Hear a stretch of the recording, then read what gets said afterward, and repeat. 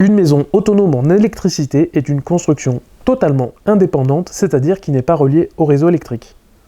C'est-à-dire qu'elle doit générer toutes les ressources et énergies nécessaires à ses occupants. Mais comment, me direz-vous? Grâce à des panneaux photovoltaïques et un système de stockage de l'énergie, par exemple. Devenir autonome en électricité est de plus en plus préoccupant, surtout face à la montée constante du prix de l'électricité. Je suis Benjamin de Monabi et aujourd'hui je vous parle dans cette vidéo d'installation solaire autonome. Équipement, cas concret, choses à savoir, par où commencer, je vous explique tout.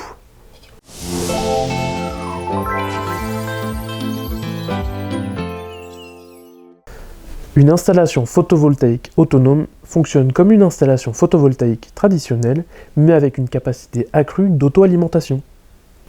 Le fonctionnement d'un panneau solaire est simple. Quand le soleil brille, il produit l'électricité. Vous l'utilisez directement ou la stockez dans des batteries dédiées. Le soir ou par temps gris, la batterie prend le relais, permettant ainsi à la maison de rester autonome. En gros, une installation photovoltaïque autonome est composée de panneaux solaires. Ils permettent de transformer l'énergie solaire en énergie électrique, d'onduleurs. Ils permettent de transformer le courant continu des panneaux en courant alternatif, d'une batterie solaire, essentielle pour stocker l'énergie produite, et d'un groupe électrogène qui permet, en cas d'insuffisance électrique, de générer un apport d'électricité. Attention, si vous êtes toujours raccordé au réseau, vous n'avez pas besoin d'un groupe électrogène. Je vais prendre un exemple pour mieux vous expliquer, mais avant tout, n'hésitez pas à liker et à vous abonner. Je veux atteindre 100% d'autonomie électrique avec des panneaux solaires.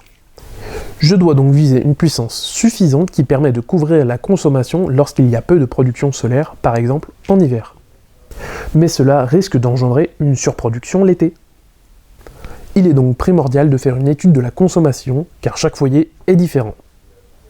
Je vous montre. Ici, nous avons le cas d'une maison qui consomme beaucoup l'hiver et peu l'été. C'est le cas d'une maison qui se chauffe à l'électricité.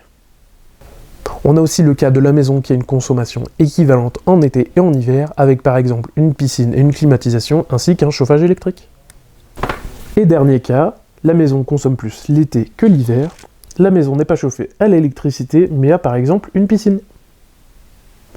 Il faudra moins de panneaux en typologie 3 que dans la typologie 1, parce que les panneaux vont produire plus d'électricité l'été. Vous l'aurez compris, selon la typologie de consommation, il faudra une puissance différente pour viser la même autonomie. Je vous conseille donc de passer par un professionnel qualifié RGE comme Monabi pour installer vos panneaux photovoltaïques.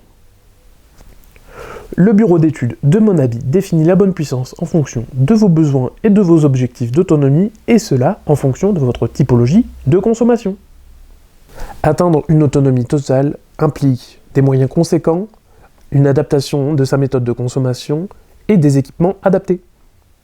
C'est pour cela que beaucoup de personnes se tournent vers l'autoconsommation partielle avec une installation solaire en autoconsommation et restent ainsi connectées au réseau en cas de besoin.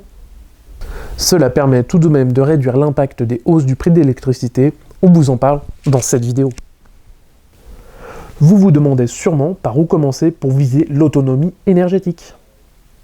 Vous pouvez d'abord commencer par installer des panneaux photovoltaïques sur le toit de votre maison. Vous pourrez alors atteindre jusqu'à 50% d'autonomie.